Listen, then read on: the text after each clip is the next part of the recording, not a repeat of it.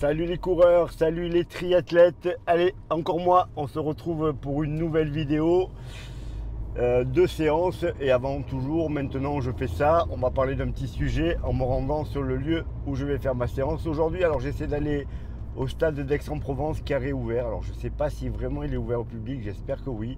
Une vraie piste d'athlétisme. Ça fait longtemps que j'y ai pas été parce qu'il a été en travaux pendant très longtemps. Comme j'ai ma séance de variation d'allure à faire avec l'allure marathon, l'allure seuil, l'allure 10 km, l'allure 5 km, l'allure VMA, je me disais que si le stade était ouvert, ça serait sympa. Sinon, j'irai ailleurs.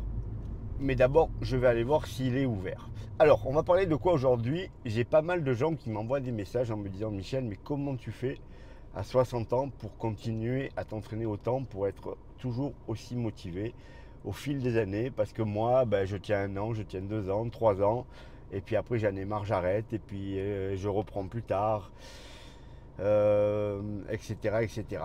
Écoutez les gars, c'est difficile, c'est difficile pour moi aussi. Alors, la course à pied, c'est vraiment ma passion, donc c'est vraiment quelque chose que je fais volontiers, et même si je faisais pas de compétition, je continuerai de courir. Je ne peux pas m'en empêcher, je vais courir quoi qu'il arrive.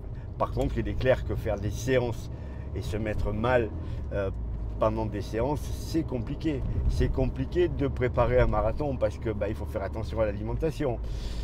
C'est des semaines et des mois. Et moi, en plus, je m'entraîne quand je prépare un marathon. Je pars sur minimum 4 mois, la plupart du temps 5, voire même 6. Avec ce rythme des séances qui s'enchaînent, etc. Et puis il y a des jours où j'ai pas envie moi non plus. Alors le truc c'est que j'ai toujours 1 ou 2 courses d'avance. C'est-à-dire que là par exemple je prépare le marathon de Berlin, mais je suis déjà inscrit au marathon de Valencia et il y a de fortes chances que je m'inscrive au marathon de Milan, que ce soit pour courir ou pour accompagner des coureurs l'année prochaine. Donc déjà, j'ai ces objectifs qui arrivent derrière qui font que je n'ai pas trop le temps de me poser la question de savoir qu'est-ce que je fais derrière. Maintenant, quand je fais des préparations longues comme celle que je viens de faire, il est clair qu'il y a des moments où je suis un peu cramé. Là, vous l'avez vu, j'étais obligé de faire 1 semaine où j'ai fait que des footings parce que déjà j'étais en forme trop tôt, mais surtout je sentais que j'en avais marre et que je me réveillais le matin en me disant oh là là, j'ai cette séance à faire, j'ai pas envie, je suis fatigué, etc., etc. Donc ça c'est compliqué. Sinon la motivation, on en trouve dans quoi? Écoutez, moi maintenant, alors c'est malheureux de dire ça, ça fait vieillard, mais le fait de courir toujours à cette allure-là, d'être capable de courir à 20 km/h par moment sur mes séances, d'envisager de courir le marathon en 2h44 et de savoir que si je ne le cours pas en 2h44, j'ai le potentiel pour le faire, ça fait plaisir. Ça fait plaisir, ça veut dire que malgré les années qui passent, j'ai gardé un bon niveau. Et au niveau égo, je pense que ça me fait plaisir. Le regard des gens, toujours pareil, hein. J'ai beaucoup de coureurs que je prépare moi. Et je sais que je les entraîne avec moi dans cette envie de performer, et je sais que les perfs que je peux faire motivent beaucoup de gens. Les vidéos que je fais et que vous regardez, c'est aussi pour ça. C'est-à-dire que j'ai beaucoup de gens qui avaient plus ou moins renoncé à faire des perfs et qui, en voyant mes vidéos, en se disant mais ce mec il a 60 ans et il veut courir le marathon en 2h44, mais pourquoi moi je pense que je ne peux plus courir? Donc ça fait partie des motivations que je peux avoir. Rester en forme aussi, bien entendu. J'espère qu'à 80 ans, je serai toujours capable de courir des marathons et que je pourrai courir des marathons jusqu'au bout de ma vie, quel que soit l'âge. Et puis, je l'espère, le plus vite possible, le plus longtemps possible. Ça tiendra, je ralentirai, je sais pas, on verra bien. Hein. Mais je veux dire, il y a 20 ans de ça, quand je faisais 2h48 au marathon et que je pensais que je ne pouvais pas aller plus vite, si on m'avait dit à 60 ans tu cours en 2h45, j'aurais rigolé quoi.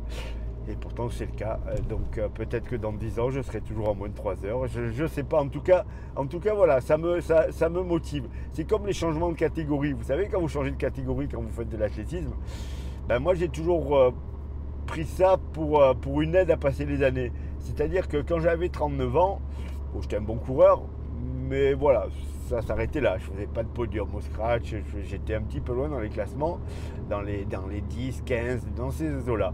Puis je suis passé vétéran première année, puisque c'était à 40 ans qu'on devenait vétéran première année, et là j'ai commencé à faire des podiums, voire à gagner. Et donc ça m'a fait passer les années tranquillement, et j'étais content presque d'avoir 40 ans. Puis ça a été pareil à 45 ans. Alors là, je faisais du triathlon. J'ai fait un podium sur Ironman à Barcelone, parce que j'étais plus vieux, quoi. Si j'avais été jeune, j'aurais pas fait le podium. Et là, on est pareil. Là, je pars sur l'idée de faire des podiums à Berlin. J'espère faire le podium Berlin, mais je sais très bien qu'avec le niveau que j'ai, je peux faire des podiums sur absolument toutes les petites courses locales si j'y vais. Je pense que ça aussi, ça me fait plaisir et que ça me motive à continuer de m'entraîner. Alors, je ne peux pas lâcher l'affaire, hein, parce que je me dis, si je lâche l'affaire, d'un coup, je ne vais plus être bon. Qu'est-ce que les gens vont penser de moi? Donc, j'ai à la fois des motivations intrinsèques et extrinsèques, les deux. C'est-à-dire perso, d'être content de faire ce que je fais, et puis le regard des autres. Je ne peux pas dire que ça ne me motive pas quand je croise des copains d'enfance qui me disent « Putain Michel, tu es en super forme », quand je vois dans quel état on est, je pense que ça me fait plaisir, etc. etc. Donc tout ça, ça compte, et c'est ce qui fait que j'y arrive encore, et que je sais que j'y arriverai encore, hormis, je touche du bois, une blessure qui m'empêche de courir. Ça m'est arrivé l'année dernière, mais je reviens quand même. Et puis quand je suis blessé, j'arrête pas, hein. Je trouve toujours une activité qui me permet de m'entraîner. L'année dernière, j'ai fait beaucoup de vélo pour garder la forme, parce qu'il était hors de question que je perde la forme. Voilà, je veux être en forme, je veux continuer à performer malgré les années. Je vois que ça commence à être un peu difficile, non pas l'entraînement, parce que les allures que je tiens à l'entraînement, franchement, là, je vous parle de la séance que je vais faire. Je vais finir la dernière minute, je dois être à 20 km/h. J'ai toujours 19,5 de VMA, je pense, voire même peut-être un petit peu plus. Je n'ai pas à me plaindre de ça. Mais par contre, je sens qu'au niveau récup, c'est un peu plus compliqué. Là, j'arrive plus trop à doubler en ce moment avec ces grosses séances. Alors qu'il y a 2 ans, je faisais beaucoup plus facilement 2 séances par jour, plus de kilomètres, mais moins d'intensité par contre. Donc c'est dur aussi de comparer, hein. Mais voilà, donc il y a des petits ajustements à faire. Je fais plus attention à la bouffe, ça je l'ai déjà dit dans des vidéos, parce que avant, pour être au poids, j'ai arrêté de manger des granolas et ça suffisait. Et maintenant, j'ai arrêté le pain, et je mange des carottes. Et là, à midi, j'ai mangé du quinoa, enfin voilà, des trucs qui sont pas terribles. J'achète plus rien de sucré, mon frigo, il n'y a rien de sucré pour pas être tenté. Voilà, tout ça me permet de rester en forme et de garder ma motivation. Est-ce que j'arriverai, si demain j'arrive plus à avancer, à garder cette motivation? Je ne sais pas. Peut-être je ferai plus de courses, mais je ferai peut-être autre chose. Je ferai peut-être des grosses sorties du style je vais d'un point A à un point B en plusieurs jours, des choses comme ça, parce que il va me falloir des challenges pour continuer à être motivé comme ça, parce qu'on ne s'entraîne pas. Moi je m'entraîne 2 heures par jour en gros, hein, on va être clair, voilà. Le minimum c'est 2 heures par jour, 1h15, 1h30 de course à pied, et je complète toujours avec du home trainer. Et quand je dis 2 heures, c'est juste quand je suis fatigué, sinon je fais toujours 1 heure de home trainer en plus de la séance de course à pied. Donc ça fait beaucoup de sport. Or, je vis dans le milieu du sport, puisque le reste du temps, je prépare des athlètes. Hein, je passe des heures à préparer des plans d'entraînement, à me nourrir des performances des gens que je coach, parce qu'il y a aussi ça. Hein. Mais je suis aussi content quand mes athlètes réussissent à casser des barrières, à réussir des perfs qu'ils n'imaginaient pas possibles. Voilà. Et ça, je sais que plus je suis dedans, moi, à titre personnel, au niveau de la course, plus j'arrive à transmettre cette passion et cette envie de réussir. Voilà les coureurs pour la petite vidéo avant la course. Donc comme je vous disais, je vais au stade d'Aix-en-Provence. S'il est fermé, j'irai au stade de Gréasque, qui n'est pas une piste de 400 mètres, mais qui sera ouvert au moins, pour faire ma séance de variation d'allure. Au niveau de la séance, je ne l'ai pas regardé. Je vais vous dire que je l'ai envoyé sur ma montre, mais je ne l'ai pas regardé. Alors, même si c'est moi qui l'ai programmé, mais à la minute près, je ne sais plus. En tout cas, c'est 10 minutes allure marathon, 8 minutes au seuil, et ensuite je pense que j'ai 5 minutes allure 10 km, et ensuite c'est juste 2 minutes allure 5 km et 1 minute à VMA. De toute façon, j'ai pris la caméra, si tout va bien je vous filme ça, et puis un petit débrief après la séance. Bon, comme je craignais, le stade d'Aix-Saclay maintenant il est plus ouvert au public, mais il est ouvert quand même, donc je vais quand même tenter de faire ma séance dessus. On verra bien, je vais m'échauffer à l'extérieur. Et puis après, je vais attaquer dedans. Et puis, comme je connais plein de monde à Aix-Saclay, on ne sait jamais. Si jamais c'est quelqu'un du club que je connais, je pourrais toujours m'en sortir. Mais là, j'ai trop envie de tester la nouvelle piste. Elle a l'air sympa. Et j'ai pas envie d'aller au stade de Gréasque avec sa piste bizarre.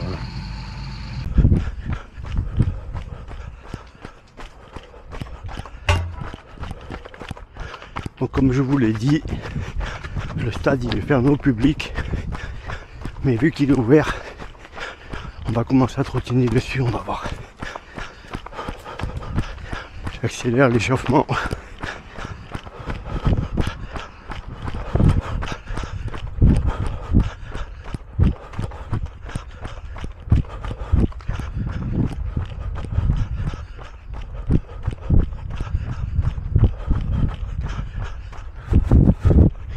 Tiens, le tartan il est tout neuf.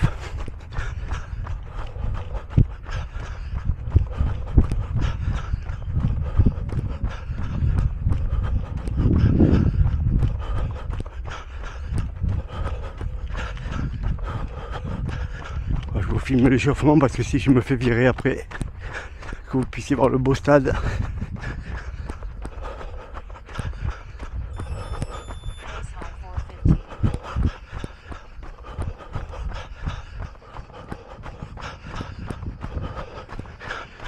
Je vais abréger l'échauffement.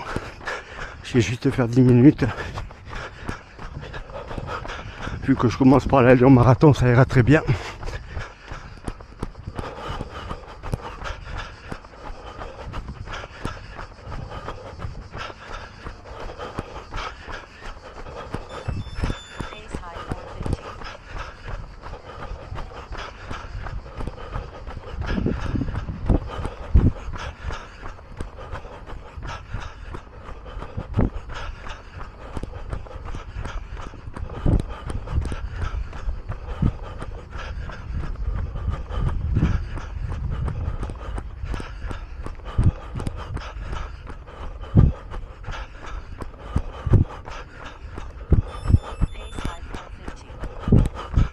Oui, je vais trop vite, Mais je me chauffe plus vite que prévu. Bah allez, je vous reprends tout à l'heure. On est parti pour l'allure marathon.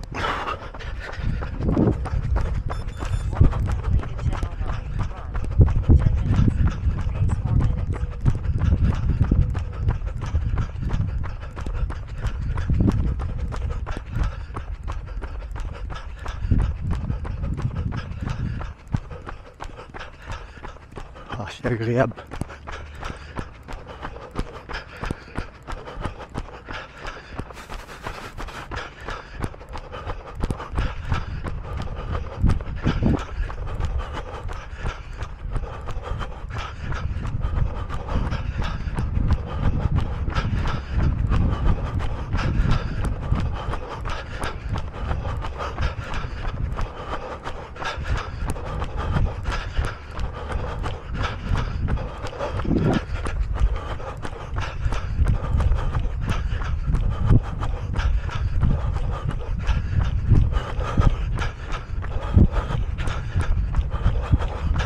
Bon, je finis l'échauffement en même temps.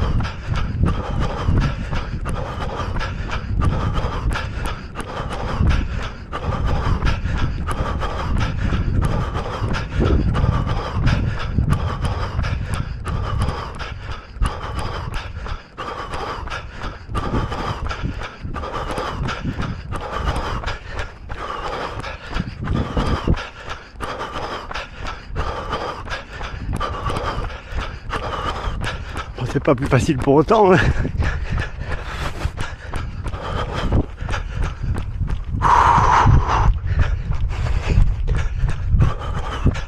Mais là c'est un peu dur parce que l'échauffement était très court.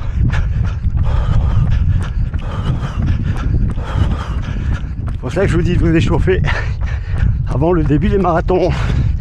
Sinon les premiers kilomètres c'est ça. C'est comme si je courais 10 secondes plus vite. Ouais.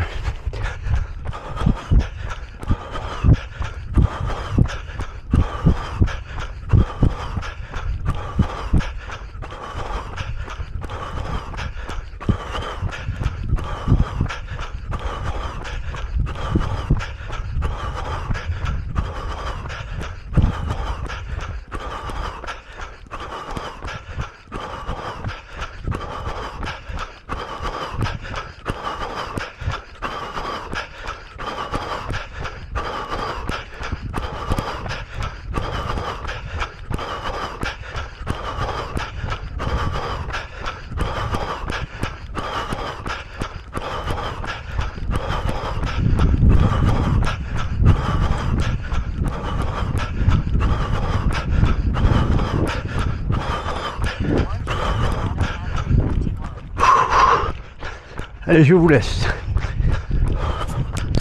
Allez, on va repartir pour 8 minutes à 3,40.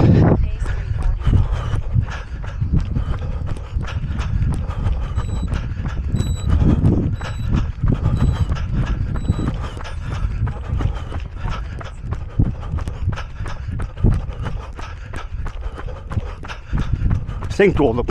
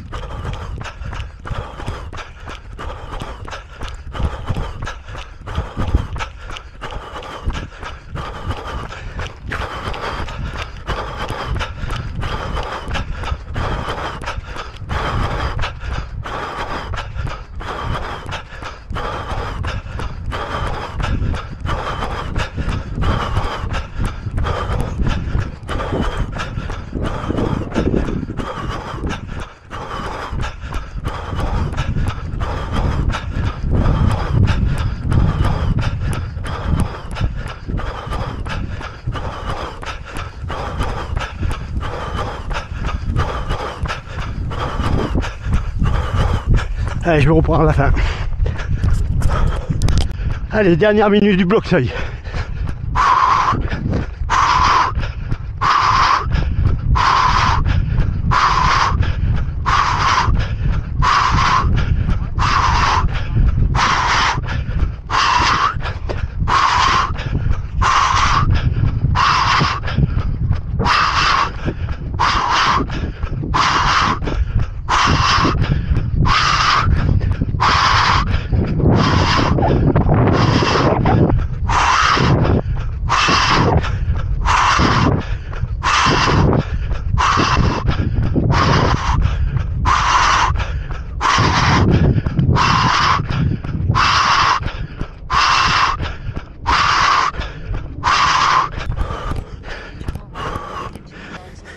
Les 8 minutes sont faites. Alors je vous parlerai des allures tout à l'heure. Vous avez l'impression que je cours trop vite, mais c'est pas le cas parce que je me fie au vrai métrage de la piste. Faut savoir que quand on tourne en rond sur une piste, le GPS il a tendance à partir en couille, sauf si on met l'option piste qu'il y a sur les Garmin, mais moi je la mets pas parce que ça me fausse les calculs au niveau des blocs, au niveau des minutes. Là je sais pas si ça marche vraiment, j'ai pas testé, je me sentais pas d'essayer là, mais en gros je suis aux bonnes allures. C'est comme ça que parfois on pense être meilleur ce qu'on est. Si on fait que de la piste pour les séances de qualité, on se met le doigt dedans, ou alors il faut vraiment mesurer. Un tour c'est 400 mètres et vous calculez par rapport à ça. Allez, on va passer au bloc suivant, je crois que c'est 5 minutes, allure 10, donc 3,35.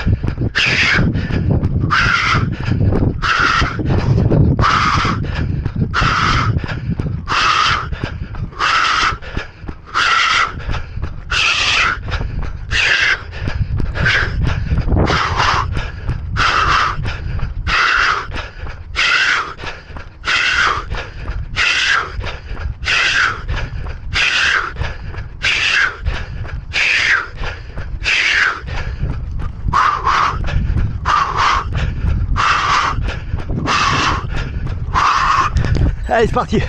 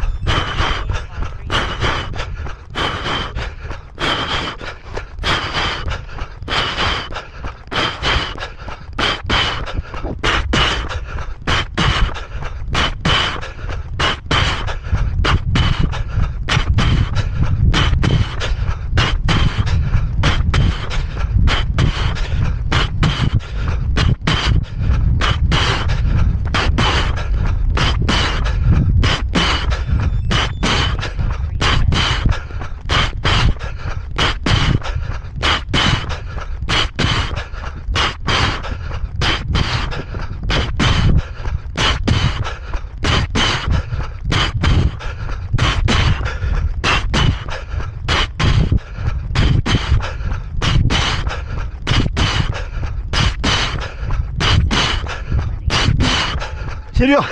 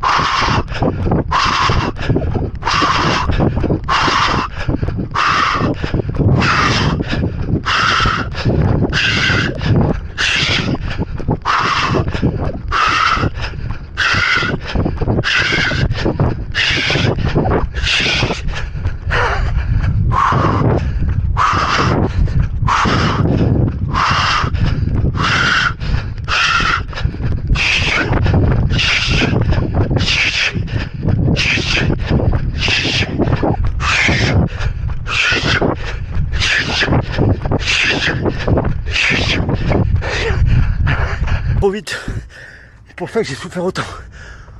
Oh, oh.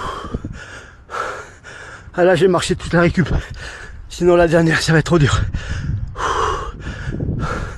Allez, je vous reprends. Waouh. Ah, j'ai loupé. J'ai inversé la caméra, je l'ai éteint au lieu de l'allumer au départ de la série rapide.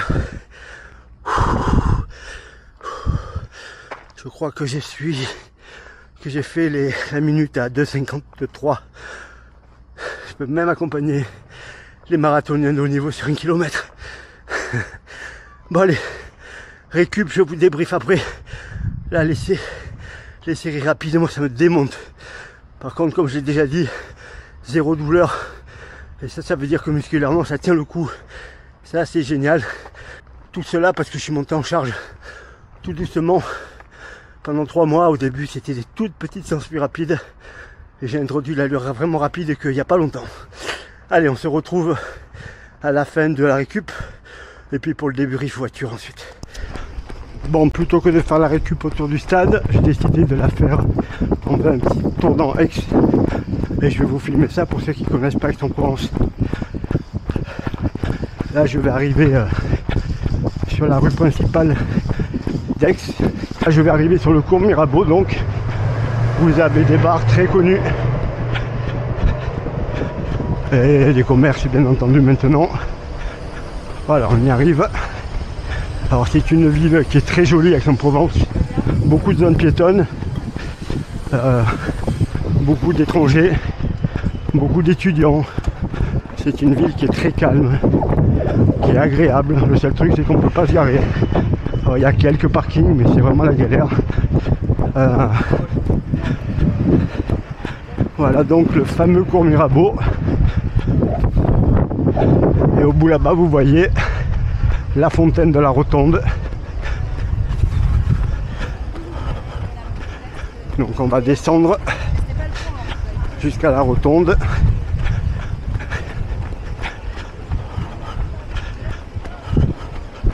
Vous voyez, c'est tout piéton là.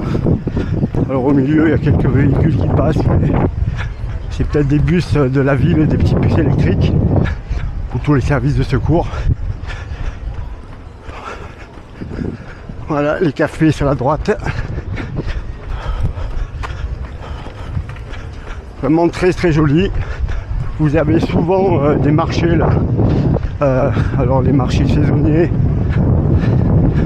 avec les produits locaux. En bas vous avez un vrai marché le matin, je pense.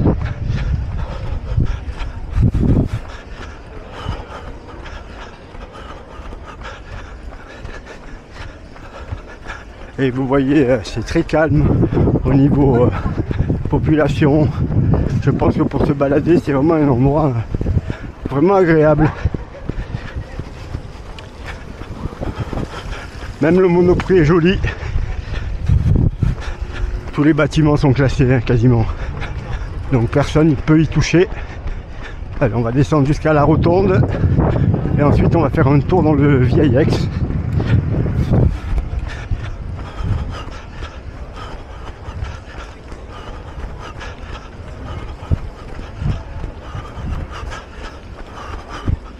Alors moi j'habite vraiment très près d'Aix, environ 12 km. Bon, j'y viens pas souvent, parce que comme je vous l'ai dit, pour se garer c'est très compliqué. J'ai pas trop dans les bars non plus, donc voilà. Mais par contre, j'aime bien l'endroit. Et là, vu que le stade où je me suis entraîné était à côté, j'en profite pour faire un petit tour. Voilà la Rotonde. C'est là que se court l'Ironman d'Aix, ou plutôt le 70.3, puisque c'est surtout ça. Et l'arrivée du 70.3, elle est autour de cette fontaine, chaque année. Donc si un jour vous faites le 70.3, vous arriverez là. Là on va remonter dans les petites rues d'Aix. Comme ça vous allez voir un petit peu comment c'est. Alors il va y avoir du monde, je pense. Voilà les petits bus électriques de la ville. Et voilà les petites rues d'Aix.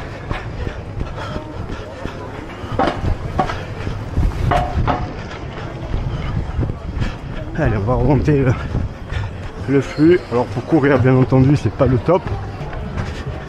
Donc comme je vous disais, vieille rue d'Aix. Beaucoup de monde, beaucoup de touristes, bien entendu.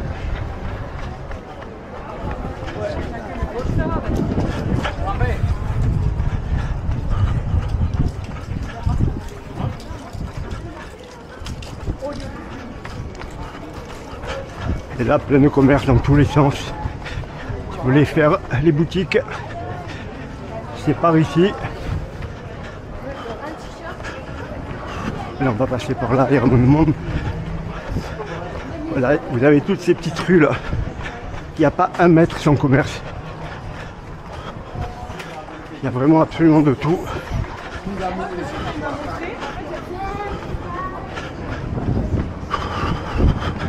Alors souvent des trucs un peu luxe, hein.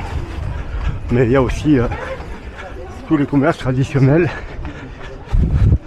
toutes les chaînes, mais qui essaient quand même de faire des boutiques un peu sympas.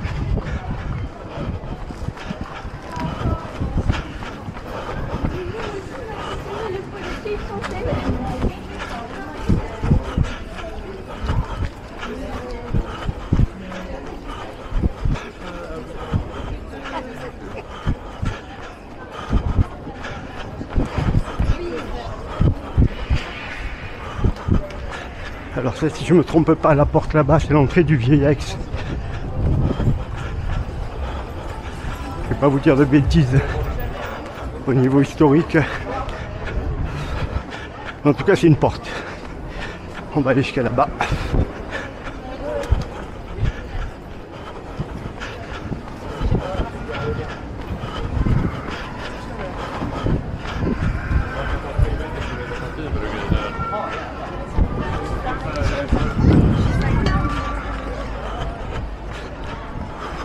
Alors il faut savoir que Aix est entouré d'une sorte de périphérique comme à Paris.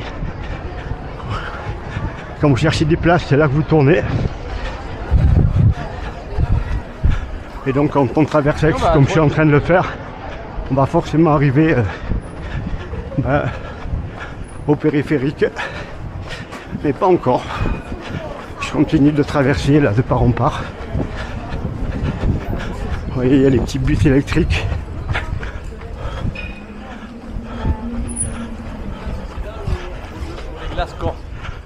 Je crois que vous avez un ticket à la journée.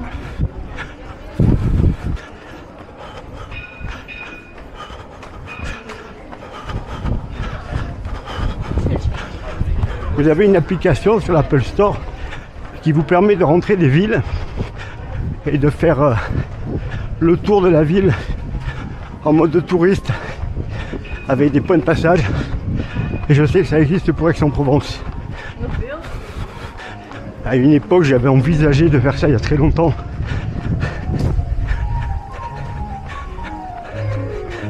Pour gagner un peu des sous l'été, faire visiter. Merci.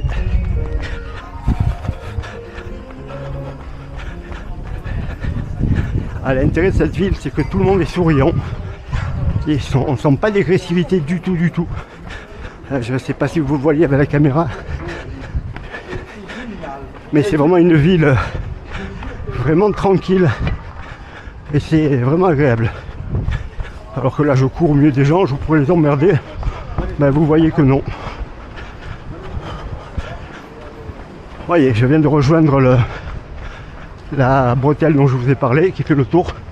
Et là, on va retourner dans la ville par une Xème petite rue.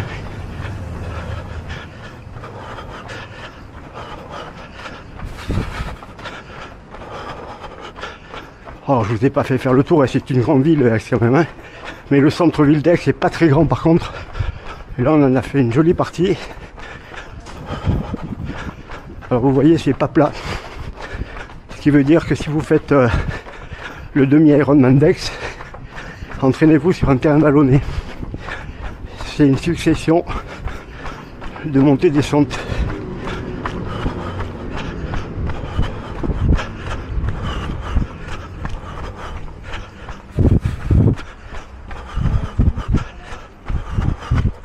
Allez, là je retourne dans la ville, il n'y a plus rien, vous voyez, donc pas de commerce, pas de personne, mais ils sont juste en bas de la descente là.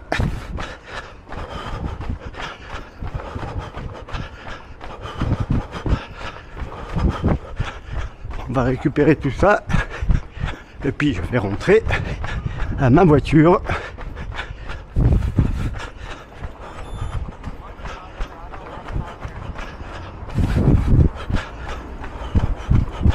Bon, je suis content de ma séance en plus.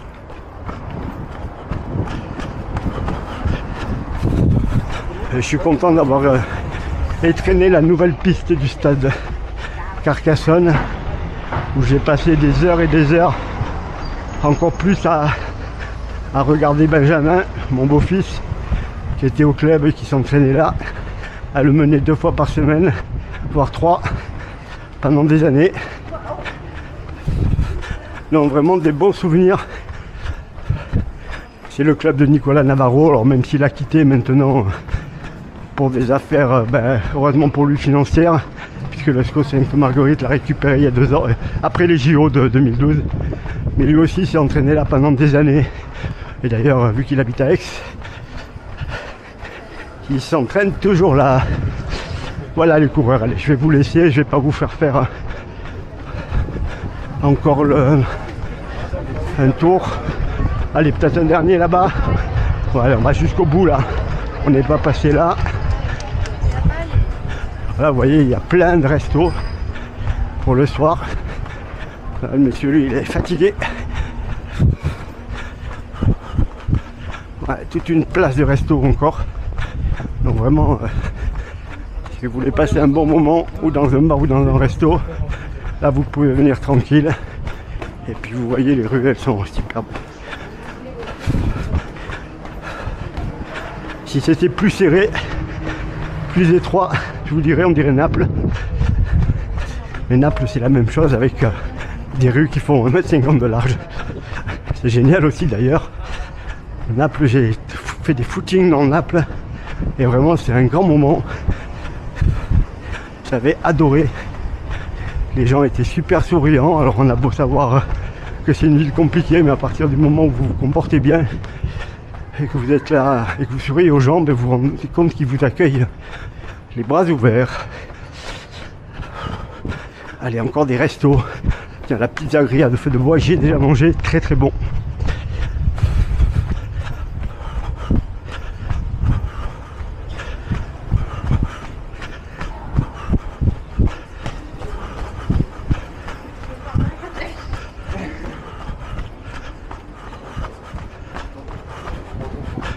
Voilà, je vous ai fait faire un petit tour d'Aix-en-Provence.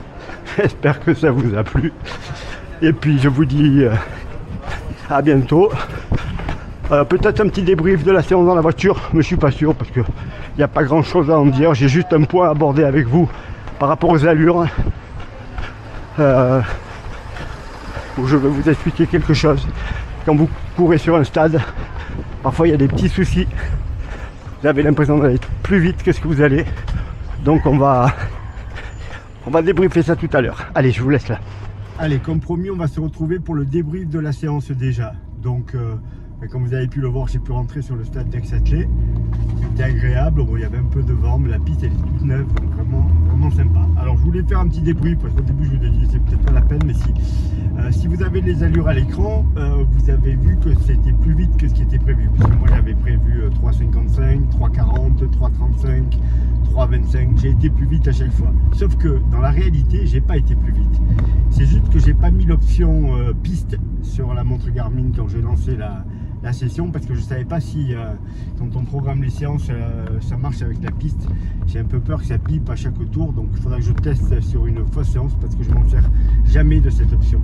Sauf que quand vous utilisez le GPS normal et que vous courez sur la piste, il se gaufre et je l'ai vite vu puisque là il y a des tours, ils font 400 mètres. Sur mes 10 premières minutes, j'ai compté les tours pour savoir la distance parcourue, etc. Donc je savais exactement où j'en étais. J'ai réellement couru un peu en dessous de 4 minutes au kilo, mais pas beaucoup. Et le GPS, il m'a enregistré 3,51. Quand j'aurais dû être sur la ligne d'arrivée, j'étais à 80 mètres de la ligne d'arrivée, donc sur 10 minutes, il m'a rajouté 80 mètres. Donc ça vraiment, faites attention quand vous faites toutes vos séances sur piste, soit vous mettez l'option piste et vous vérifiez que tout marche quand c'est programmé, soit vous savez que les vitesses sont pas bonnes. Moi j'ai des coureurs qui se gaufrent à cause de ça, qui me disent non mais c'est bon, je passe toutes les allures, et puis le jour de la course, ils n'y sont pas parce qu'il manque des secondes. Donc essayez de faire vos séances dès que c'est un peu long. Alors quand c'est du fractionné court, vous avez 200, 400 mètres, là vraiment il n'y a même pas besoin de programmer la séance puisque vous n'avez qu'à appuyer quand vous passez la ligne. Mais dès que c'est plus long, pensez qu'il faut faire les séances sur la route. Moi la plupart du temps c'est ce que je fais, pour être sûr que les allures soient bonnes, pour être sûr qu'il n'y ait pas de problème. Parce que là si je me fie à ce que j'ai fait là tout à l'heure, je me dis mais voilà, j'étais tranquille, j'ai fait 10 minutes à 3,35, j'ai été trop vite. J'ai pas ce niveau. Et si je pense que j'ai ce niveau, ça fausse un petit peu tout. Je me rappelle de ça en 2021, quand je préparais le marathon de Valence, je pense. Je suis venu faire une séance sur la piste là, et j'ai fait 36 minutes sur 10 bornes. Je suis rentré chez moi en me disant mais putain Michel, mais franchement au milieu de la séance, mais tu es trop fort, tu as trop progressé, en fait tu es trop fort. Tu es trop fort pour toi. Et donc quand je suis arrivé chez moi, je me suis positionné sur la séance, et sur Strava, vous avez vu, on peut avancer et compter les tours. Et j'ai compté les tours, et je me suis rendu compte que mon 10 bornes, en fait, il faisait que 9600 mètres, il manquait 400 mètres. Il manquait 400 mètres, et donc j'avais pas fait 36 minutes, mais j'avais fait un peu plus de 37-30 sans doute, ce qui était correct, c'est ce qui était le but de la séance, mais absolument pas 36.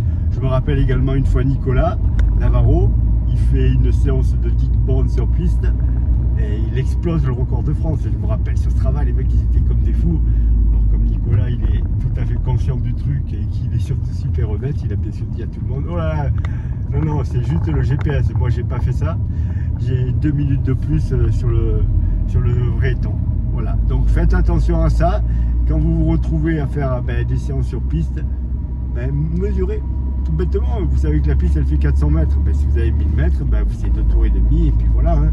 Si vous avez une certaine allure sur un certain nombre de tours, vous vérifiez que c'est bon. Après, vous enregistrez, on s'en fout de l'enregistrement. C'est pas si vous avez enregistré une allure comme j'ai fait moi, hein, je m'en fous de l'enregistrement.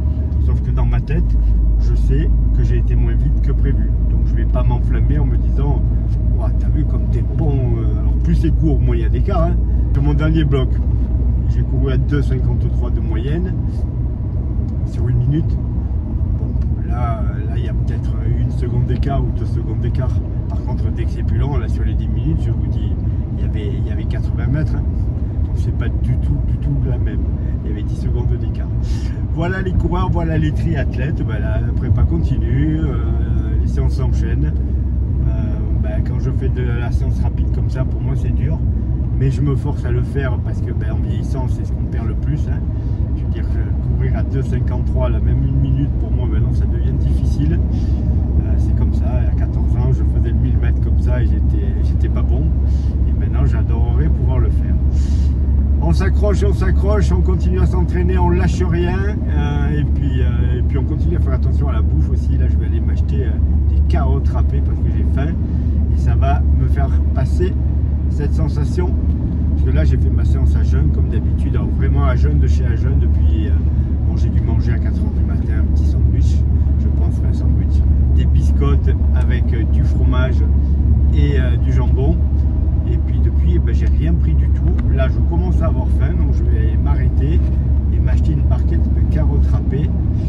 Ça sera très bien pour me caler maintenant. Voilà les coureurs, voilà les triathlètes. On se retrouve vite pour la vidéo sur la puissance, comme je vous l'ai promis. Mais il faut que je finisse mon texte pour le magazine et je ferai la vidéo.